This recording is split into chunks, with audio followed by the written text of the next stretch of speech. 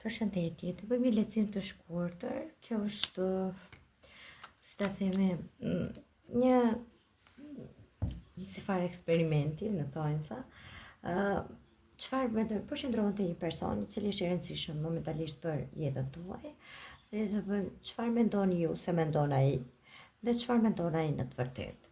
Do të thotë, këtu kemi një letër, çfarë mendoni ju se ai po mendon për ju.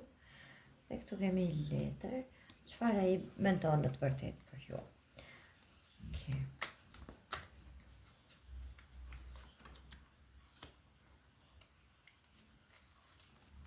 Nga ana juaj dhe nga ana e këtij personi. Nga ana juaj.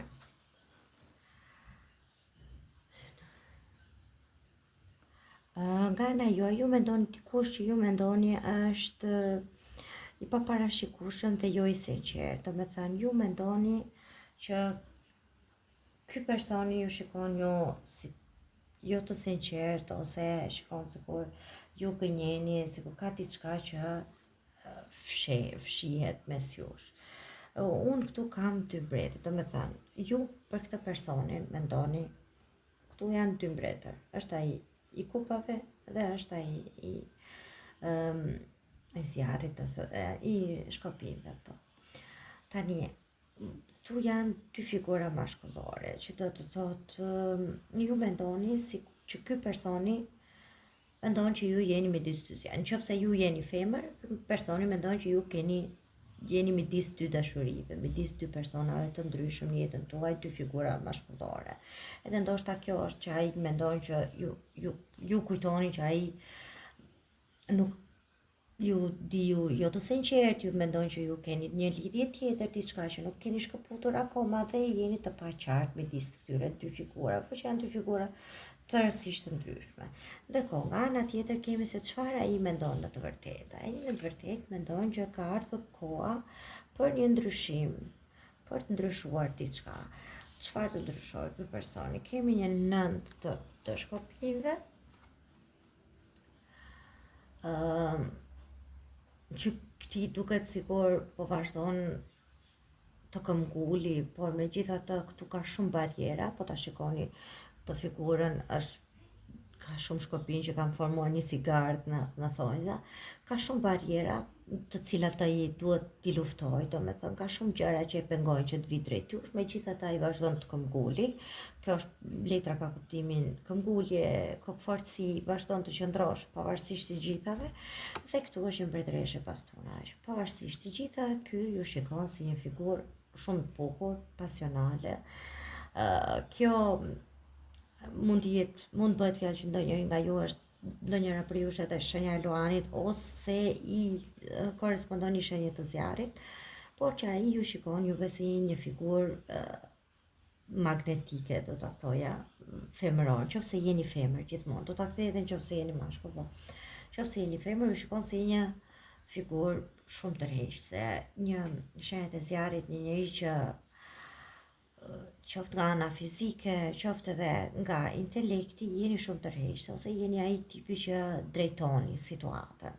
Le ta themi, ju jeni ajo që i çoni gjërat përpara. Megjithatë, ky personi ka shumë pasion, sepse shkopinjt janë pasion, dëshirë. Ky mbi të gjitha ka shumë pasion fizik për ju. Gjithë dëshira e tij më e madhe është, mendimi i tij më i madh është kur do të takoj, le të themi, ose kur do t'i bëjmë gjërat ashtu siç e kam unë në mendje.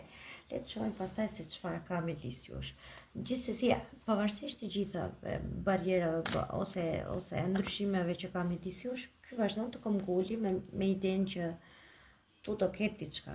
Çfarë mund të ketë midis ju të dysh? Kjo është shumë e bukur.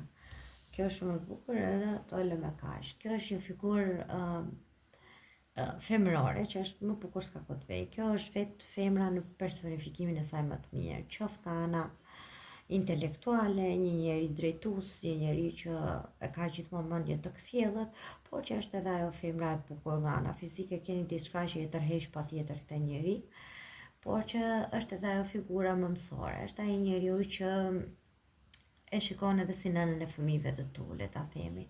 Është ajo figura fertile që sjell, domethënë edhe femra është atë në këtë kuptim.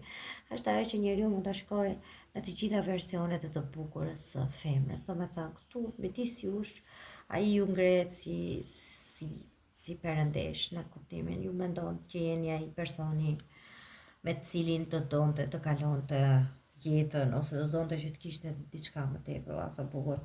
Dhe në fund tek letra nga dalë te prerja më doli kjo se ndalova. Se kjo është perandoresha dhe perandori, që janë një çift, domethënë ai personi ju shikon juve si njëri shumë të rëndësishëm, pavarësisht barrierave, pavarësisht mendimeve që këtu është një person tjetër në mes, që këtu ka akoma diçka të pambyllur ose ky mendon që mund të ketë një person, si ta themi rival në thonjse, pavarësisht të gjitha ky ju shikon juve si person me të cilin mund të ketë një të ardhme shumë më serioze se sa vetëm tërheqja fizike. Kjo është. Unë uroj që t'ju ketë pëlqyer. Faleminderit.